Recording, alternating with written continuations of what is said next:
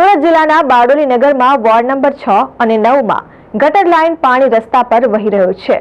વર્ષો પુરાની લાઇનનો કોઈ નકશો હયાત મળતો ન હોવાથી ગટર લાઇન અંગે વર્ષો જૂની સમસ્યાનો આજ દિન સુધી પાલિકા નિવારણ લાવી શકી નથી, જેને કારણે વિસ્તારમાં પાણીની સમસ્યા સર્જાવાની સાથે ગટરનું દૂષિત પાણી પણ પીવાના પાણી સાથે ભળી જવાની ઘટનાઓ સામે આવી રહી છે। નગરમાંથી મહાનગર બનાવવાના સ્વપ્ન સેવતું બારડોલી નગરપાલિકાના શાસકોને વિવાદ છોડતો નથી। યોગ્ય આયોજન અને દેખરેખ વગર થતા કામોમાં દૂષિત પાણીનો ઉભરાવાની અને પાણીની સમસ્યાઓ સર્જાઈ રહી છે, જેને લઈને નગરના અનેક વોર્ડમાં વિવિધ સમસ્યાથી રહીશો પરેશાન થયા છે। બારડોલી નગરના સ્લમ વિસ્તારની વાત કરીએ તો વોર્ડ નંબર 6 અને વોર્ડ નંબર 9 માં હિદાયતનગર સહિતના વિસ્તારોમાં દિવસોથી ગટર લાઇન ઉભરાઈ રહી છે અને દૂષિત પાણી જાહેરમાં વહેતા સ્થાનિકોના આરોગ્ય સામે પણ મોટો ખતરો ઊભો થયો છે।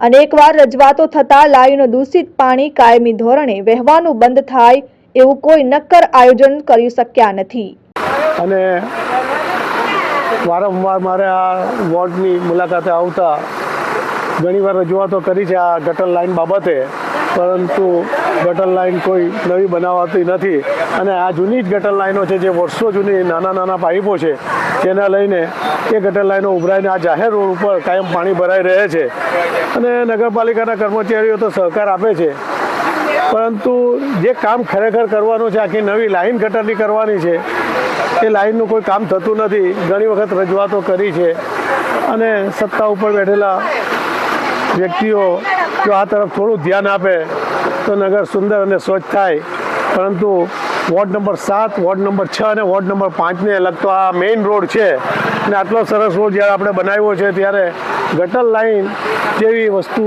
ઉભરાતી હોય જાહેર રોડ ઉપર તો એ લોકોને આરોગ્યને પણ નુકસાન કરે છે અને ખરેખર બારડોલીને સ્વચ્છ અને સુંદર જો બનાવવું હોય તો પહેલાં આપણે ગટર લાઇનો ઉપર જ ધ્યાન આપવું જોઈએ એવું મારું માનવું છે, પરંતુ સંજોગ વસાત અમારા એવા છે કે સંપૂર્ણ બહુમતીના જોરે મિટિંગોની અંદર કોઈ ચર્ચા થતી નથી અને ચર્ચા ન થવાને કારણે જ ખરેખર બારડોલી નગરના કામો આ રીતે રોકાઈ જાય છે।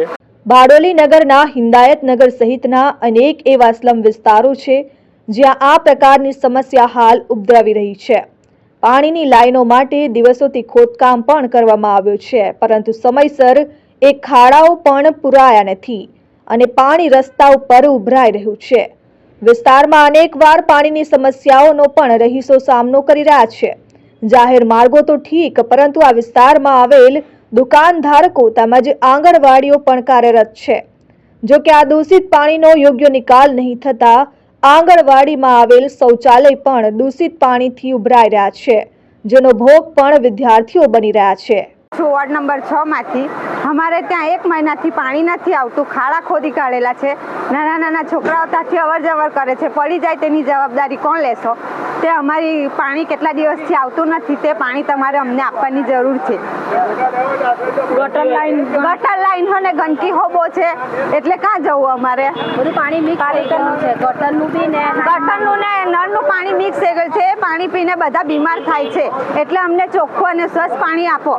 બારડોલી નગરના આવા સ્લમ વિસ્તારોમાં જ્યારે પણ સમસ્યા સર્જાય છે ત્યારે પાલિકાના કર્મચારીઓ કામ કરવા તો પહોંચે છે, પરંતુ વર્ષો જૂની અને ગામતર જમીનની લાઈન હોવાને કારણે પાણી ઉભરાવાની સાથે ગટર લાઈનનું કોઈ ચોક્કસ નકશો હજુ સુધી પાલિકા દફતરે જોવા મળી રહ્યો નથી।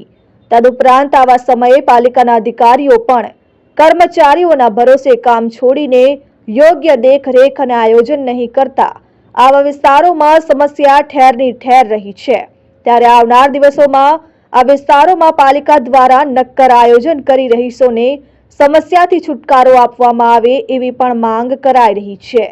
આજની તારીખે આપણે હિદાયતનગરમાંથી રજૂઆત આવી છે આપણે પાણી અને પાણી લાઈન બાબતે કે પાણી નથી આવતું એ બાબતે, તો જ્યારથી આપણને ત્યાં પ્રોબ્લેમની રજૂઆત મળેલી છે ત્યારથી આપણે કામગીરી ત્યાં ચાલુ કરી દીધી છે ને હાલ બી ચાલુ છે, બરાબર ને 1-2 દિવસમાં કામગીરી સોર્ટ આઉટ થઈ જશે મતલબમાં પાણીની। એ લોકોનું કહેવું એવું છે કે 20 દિવસથી ખાડા ખોડેલા છે, હજુ પૂરાયા નથી અને આપણને કોઈ ફોલ્ટ મળતો નથી તમને? આપણને જ્યારથી રજૂઆત આવી ત્યારથી આપણે કામગીરી ત્યાં સ્ટેજ પર ચાલુ છે મતલબમાં ને 1-2 દિવસમાં સોર્ટ આઉટ થઈ જશે। Bureau report, RN news, Bardoli.